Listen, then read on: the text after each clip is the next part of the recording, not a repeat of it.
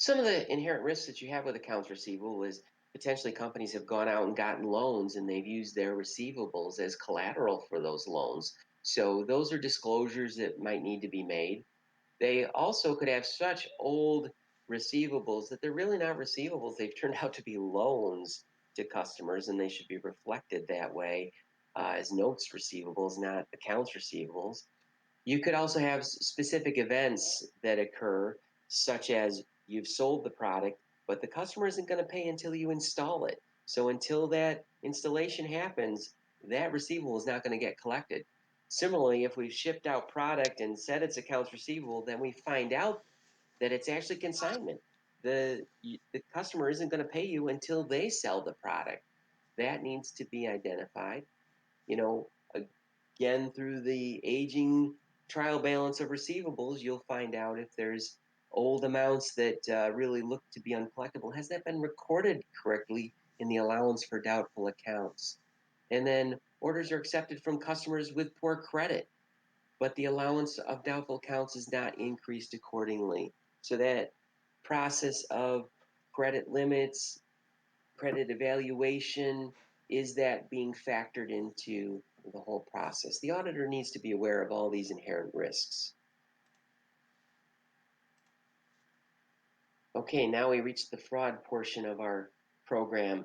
So these are concerns we have related to fraud and revenue cycles in the accounts receivable. So recognizing revenue on shipments that never occurred. So we never shipped out that product yet. We sent out an invoice. Now that's a difference between a bill and hold, where we've got a confirmation from the client that says, yeah, I'm going to buy that stuff. I just don't have room for it now.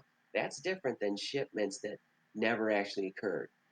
There could be side letters out there. Side letters are usually like emails or something that gives somebody a special discount that maybe they haven't gone through the proper authority to. So when you identify an invoice that has a change in price that you don't expect, it could be an indicator that there's some hidden side letters out there.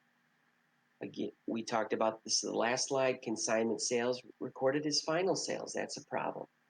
Maybe the customer never ordered the product. So a salesman wants to get his commission. He puts in an invoice to his buddy customer, but the customer actually never ordered the goods. So the salesman might get his commission, but we might never get paid on it, depending on how the sales commission process is done. They could be creating fictitious invoices, which is kind of like the last one, but maybe when you're in a revenue recognition time period. And like in some ways, what Luckin Coffee did was similar to this. They inflated their sales, but a company could just create fictitious invoices that aren't to customers to inflate their revenue for either purposes of stockholders or bank loans or anything like that. So that again is a financial statement fraud. There could be shipments to your own warehouse and recorded as other sales. I've seen this before. People put in for rebates for shipments. I'm selling all your products, so give me some rebate for it. And then when you analyze it, you might see it's just a shipment from warehouse A to warehouse B, so it's not really an outside sale. There could be a timing discrepancy, like you ship something out, you sell it. Customer doesn't want it, they return it, you put it back in inventory, and then you sell it again, but you didn't report or you didn't record in a timely manner that credit to the first customer. So it looks like you've got that product sold twice when you really only sold it once and you just haven't recorded that credit. There's incorrect aging of accounts receivables aren't written down properly. So the accounts receivable is higher than it really actually is. And then finally, recording purchase orders as completed sales. I've seen this before too, where, hey, we got this purchase order in, it's pretty good size. I know we won't fill it out till next quarter, but let's put it in as a sales order and report it. Again, in the area of rebates, I've seen that too, where they want to get that rebate before they've even actually sold the item.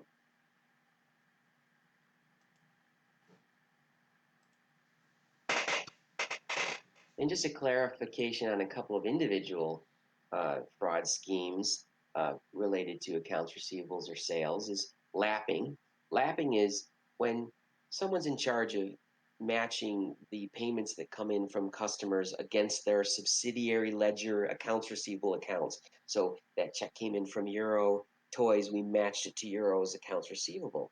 But if people pay in cash, or even if somehow someone has figured out a way to convert checks, they'll take that money when it comes in, but they'll take other payments and offset other customers' payments, and they'll do this whole game of accounts and moving money around within the subsidiary ledger, and so that people think their accounts money is being applied to their accounts, but it may not be the right amount, and there might be some issues, there may be timing, and all the while someone has actually been stealing money from the company that's processing those accounts receivable payments, and there's that process doesn't get detected usually unless a customer complains about it, and at the end of the day, the process will continue, and at one point, one customer's account will be so overstated, and that'll be the problem.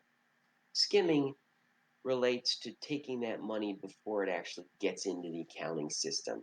So in the case of the bartender, they'll ring up the $8 drink, tell the customer it's $10. Customer pays 10. They put the 10 in the drawer. They close the drawer, and when they end their shift, they take that $2 out and they put it in their own pocket. That's skimming. So a cash payment could also never be logged into the books at all. So they might have sold that $10 drink, never even recorded it, and just put it into their pocket. Skimming is when it never makes it to the accounting system.